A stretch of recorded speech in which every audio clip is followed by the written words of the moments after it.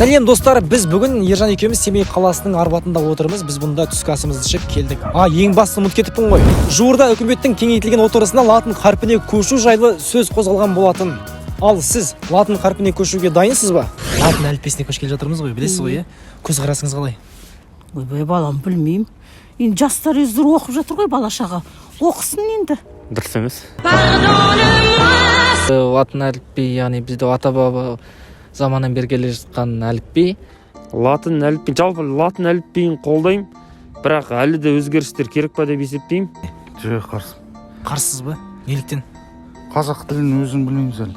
Қазақ тіліне нету керек. Ол ежелден келе жатқан тіліміз ғой, соны сақтау керек деп ойлаймын. Латын әліпбиін әрине қолдаймын.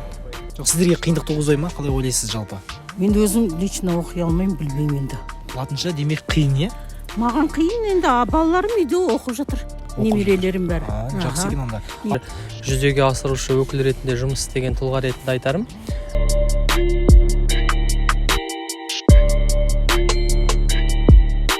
Өз басым шын қуаныштымын. Демек сонда осының барлығын жинақтай келе сіз келісетін болдыңыз ба, келіспейтін болдыңыз ба? Сол қысқа. Келсем. Сен бағалайсыз былай немесе былай?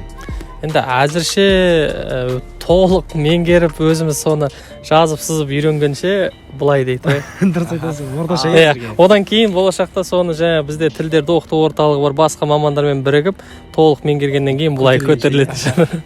Қала бойынша түсінік жұмыстары, ақпараттық сағаттар, таратылымдар тарату деген сияқты жұмыстар жүргізу кезінде алғашқыда халық арасында түсініспеушілік болғанымен, бірақ бізге келіп курсты оқығаннан кейін, үйренгеннен кейін ол кісілерге ол ешқандай қиындықшылық туғызбайтындығын білді.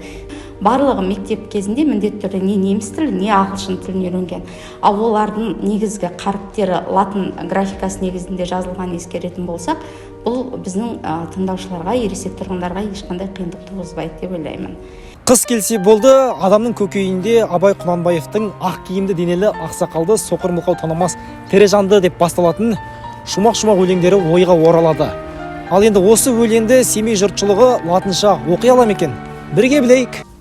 Ақ киімді денелі ақ сақалды соқыр мылқау танымас тірі жанды, үсте басы ақ қырау, түсі суық басқан жерім оқымай-ақ қойма. Неге? Да. Бұл қазақша оқыла беретін нәрсе ғой, дауыс алған кезде қазақша айта бересің, ақ киімді денелі ақ сақалды деп. Сен жаңа ағылшынша оқып кеттің, ақ сақалды деп. Оқи аласыз ба латынша? Латынша жазылған ма? Білмеймін.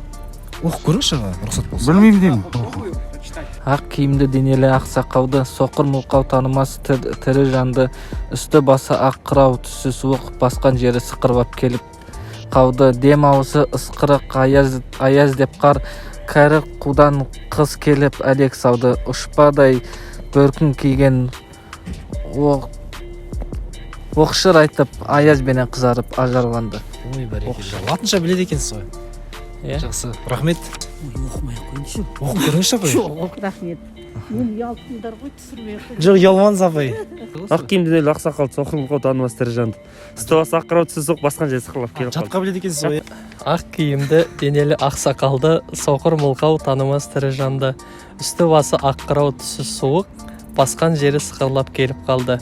Демалыс үскірігі аяз бен қар, кәрі құдан қыз келіп әлек салды. Елімізде кезең-кезеңімен, яғни 2023-2031 жылдары латын қарпіне көшу жұмыстары жүргізілетін болады.